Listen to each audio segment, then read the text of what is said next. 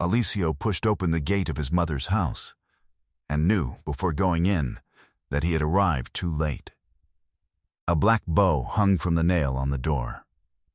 The whitewash of the corridor was stained with rain. 18 years weighed in his shoes.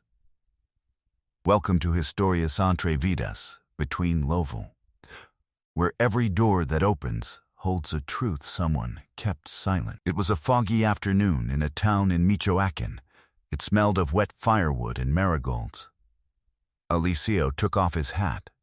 He didn't know whether to pray or to ask forgiveness. An old woman came out from the far end of the corridor. She walked slowly, with a shawl crossed over her chest. She stopped when she saw him and brought a hand to her mouth. "My God," she murmured. "It's you." "Doa Cleta," he said. He barely recognized her. She had been his mother's lifelong comadre. Now she had white hair and trembling hands. "You arrived late, son," she said, and her voice broke. "We buried her Tuesday, at 10 in the morning, in the small atrium next to your father." Alicio felt the air leave his body. 3 days. He had arrived 3 days late. "No one told me," he said. "I didn't know. I swear to God I didn't know. I know, son, I know. How did she die?" Slowly, like she lived. Waiting, Doa Cleta took him by the arm and led him to the corridor. There, against the wall, was an old wooden chair, worn from use.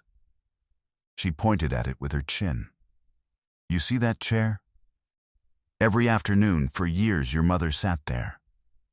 She watched the road. She said that one day you would come down the dirt track with your suitcase. She waited for you until the last day, Alicio, every afternoon in that chair." Alicio couldn't answer. Something in his chest clenched like a fist. At that moment a man appeared in the door of the house. He was heavy, with a graying mustache, with a hard look. Alicio knew him immediately. It was Gennaro, his brother. "Well," said Gennaro, without coming closer. "Look who decided to show up. 18 years and you come when there's nothing left to take care of." "I came as soon as I found out," said Alicio. "What a coincidence that you found out just after the burial." Gennaro crossed his arms. "You didn't bother to come when she was alive. Don't expect to bother now. Gennaro, she's our mother." "Was, and you didn't see her die." "I did." Gennaro spat to one side. "The house has been in my name for years, brother. The papers are in order.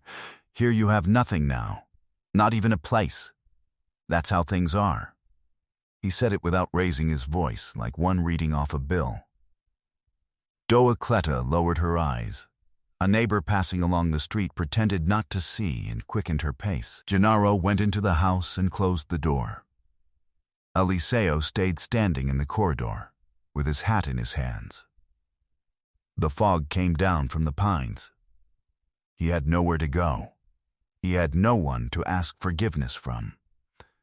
His mother was under the earth, and his brother had closed the door of his own house to him. He sat on the step, slowly, and for the first time in many years he didn't know what to do with his hands. Doa Cleta sat down beside him in silence. She didn't tell him not to cry. She just put a hand on his back and let him be. "Come with me," she said at last. "Tonight you sleep at my house. Tomorrow we'll see." That night, Alicio didn't sleep. Lying on the cot in the back room of Doa Cleta's, he looked at the beamed ceiling until it grew light. He thought of his mother seated in that chair, afternoon after afternoon, watching a road down which he never came. At dawn, a young woman came to Doa Cleta's house with a jug of caf de olla. She was young, with a serene gaze, with a small girl clinging to her skirt. Doa Cleta made the introductions. "This is Soledad. She took care of your mother the last 3 years. She bathed her, fed her, prayed for her when she was in pain. And this is Lucita, her daughter." Soledad served him coffee in a clay mug and said nothing extra. "Thank you," said Eliseo, "for taking care of her." "I loved her very much, sir," answered Soledad.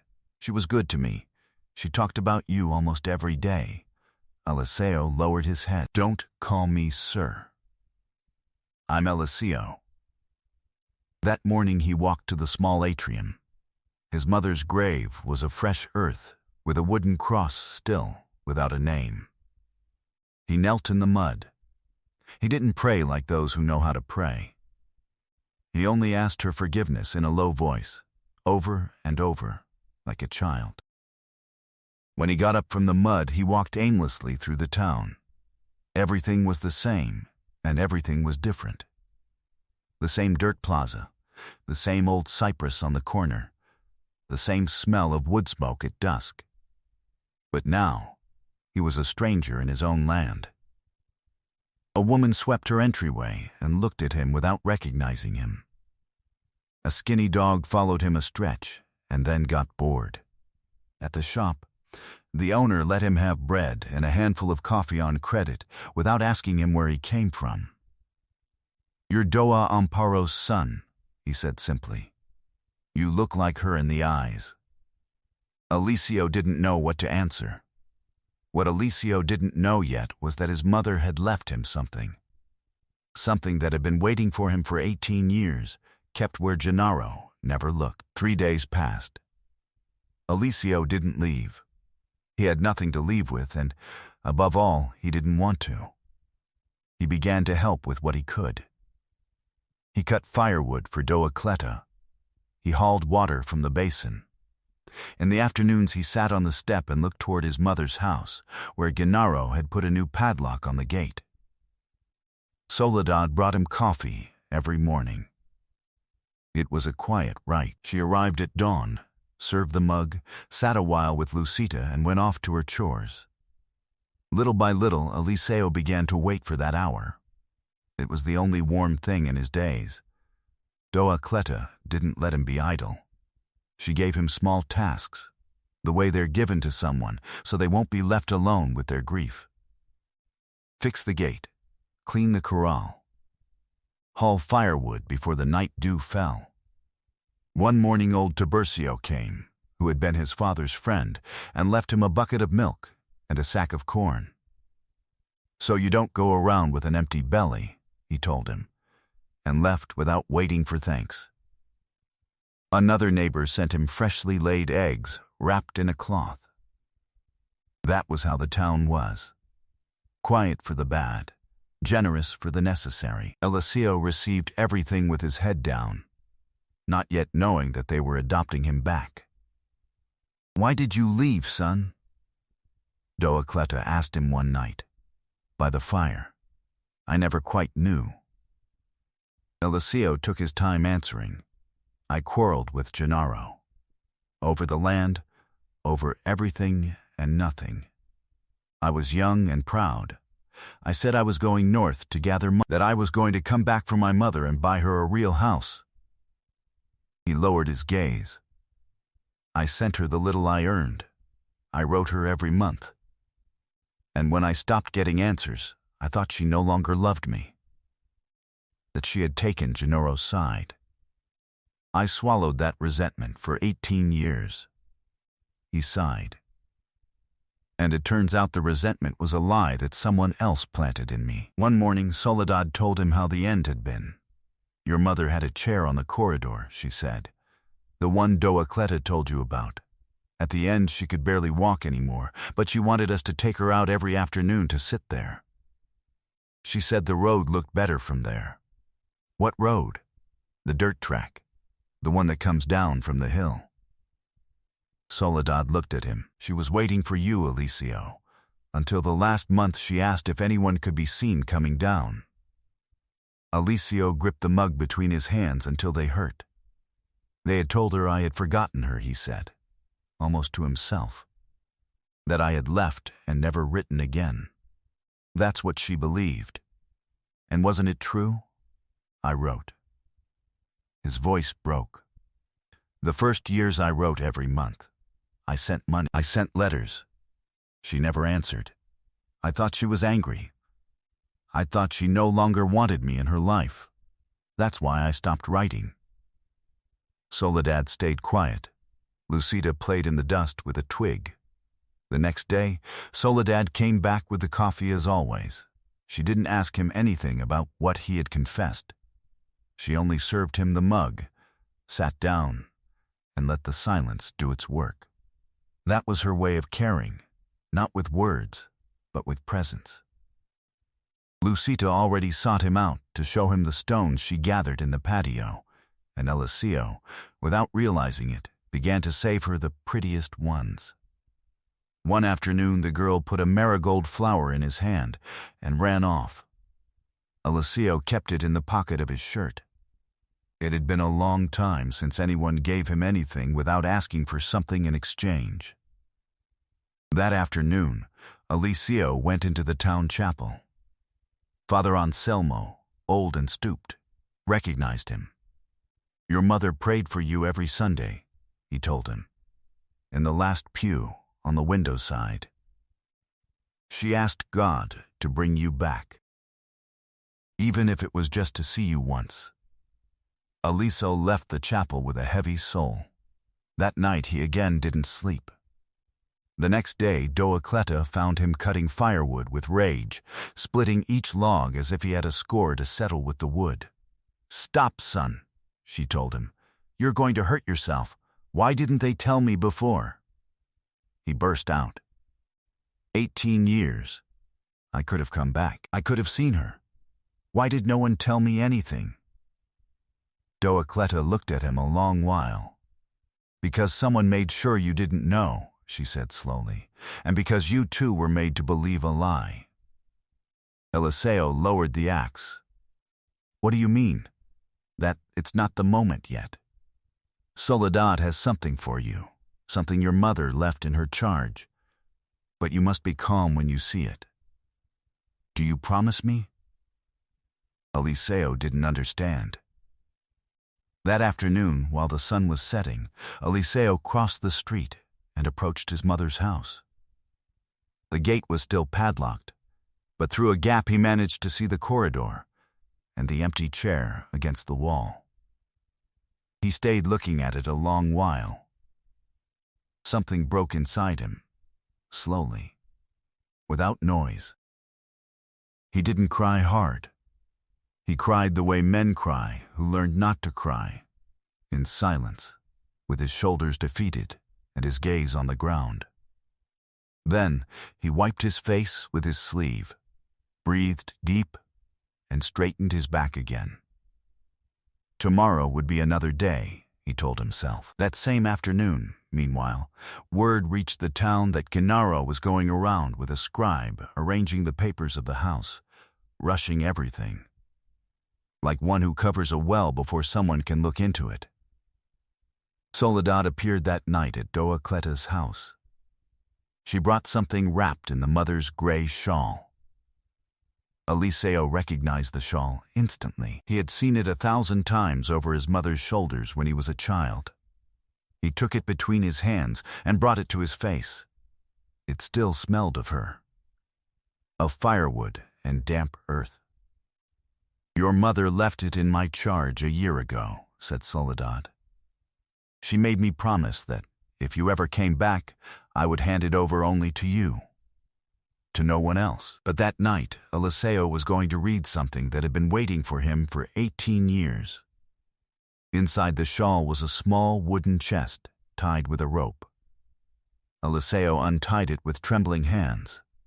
He lifted the lid. Inside there were letters, dozens of letters, tied in bundles with thread. Eliseo took the first bundle and was left breathless. They were his letters, the ones he had sent 18 years ago.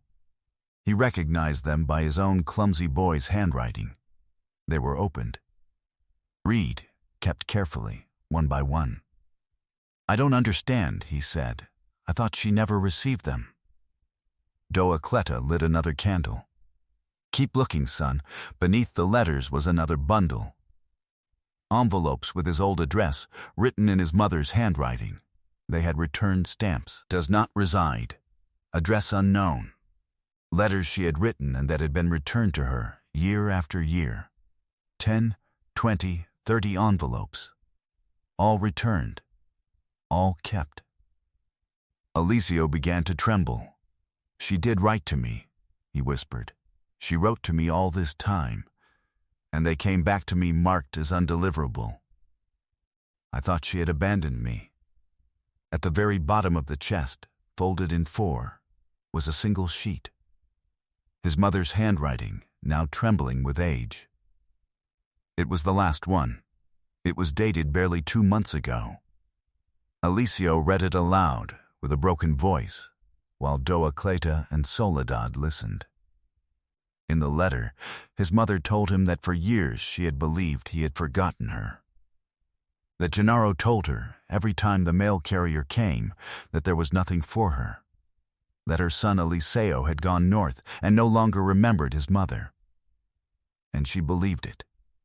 She cried over it for many years. But a little while ago, tidying a drawer in Gennaro's room while he was out in the field, she had found the first bundle. Eliseo's letters. All of them. Opened and hidden, and the receipts for the money he had sent cashed with Gennaro's signature. Then she understood. Her son had never forgotten her. Her other son had robbed the first one, letter by letter, peso by peso, for 18 years. I don't hold the silence against you, my son, the letter said. Now I know that silence was not yours. Someone manufactured it between the two of us. I only ask God that you come back someday and read this, so that you know that your mother never, not a single day, stopped loving you or waiting for you in that chair. Alessio couldn't keep reading. The sheet trembled in his hands. Your mother said your name, said Soledad in a low voice, when she no longer even said her own. Doa Cleta came over and put a hand on his shoulder. I found out a little while ago, she said. Your mother showed me the letters when she found them. She made me swear to keep quiet until you came back, because she didn't want to die at odds with Gennaro in front of the town. She said the truth would know how to wait, the way she had waited for it. The old woman sighed. That's why I asked you to be calm, son. This isn't to hurt you more. It's to give you back what was yours. Alessio closed his eyes. Something inside him, that he had carried for 18 years like a stone, split in two. It wasn't he who had abandoned her. It wasn't she who had forgotten him. The two of them had lived deceived, each crying over an abandonment that never happened. And between them, all that time, had been Gennaro, collecting them. For the first time in years, Alessio understood that his mother had loved him until her last breath. And for the first time in years, that destroyed him more than the silence. I have to talk to him, he said at last. Tomorrow, said Doa Cleta. Tomorrow, and in front of everyone. Let the town hear.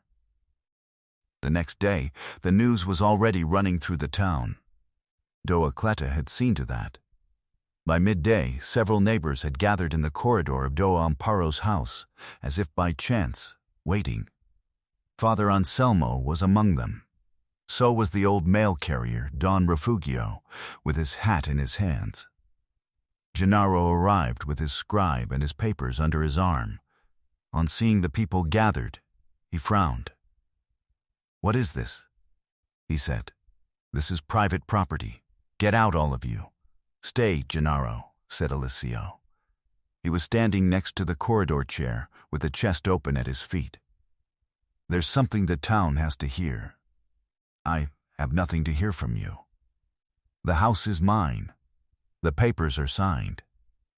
Yes, said Alessio, calm, just like the receipts for the money I sent were signed. With your name.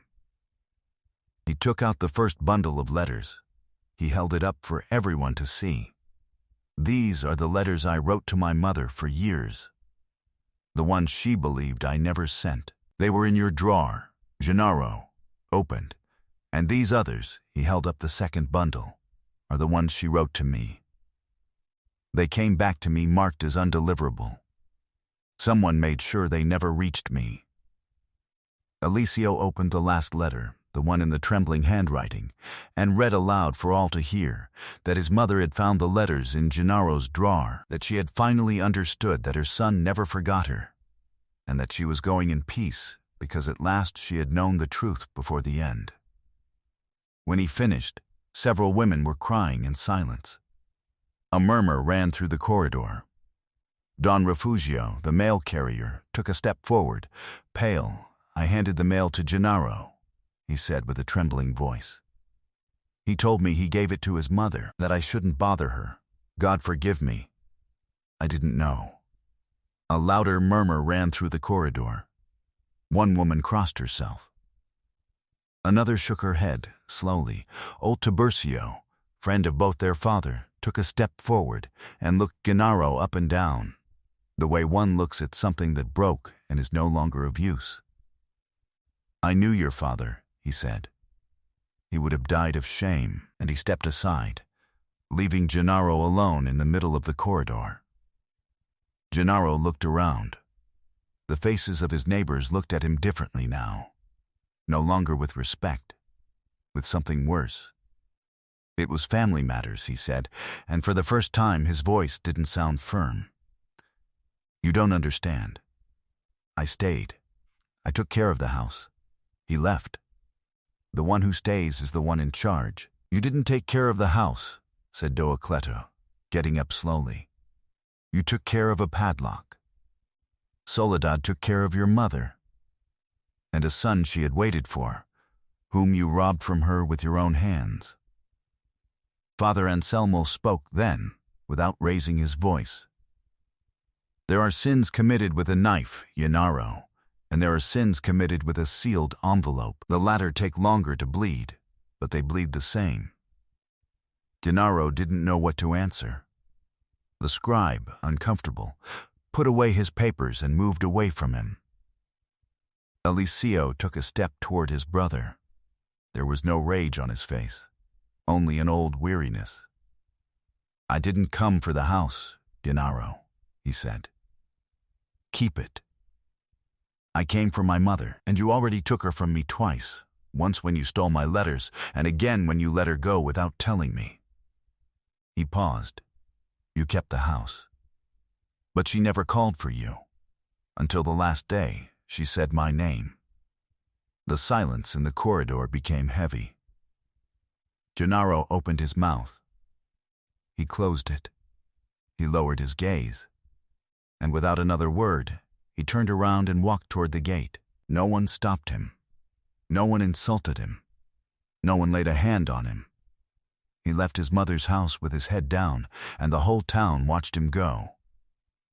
That was his entire sentence, and it was enough. Alessio stayed standing next to the chair.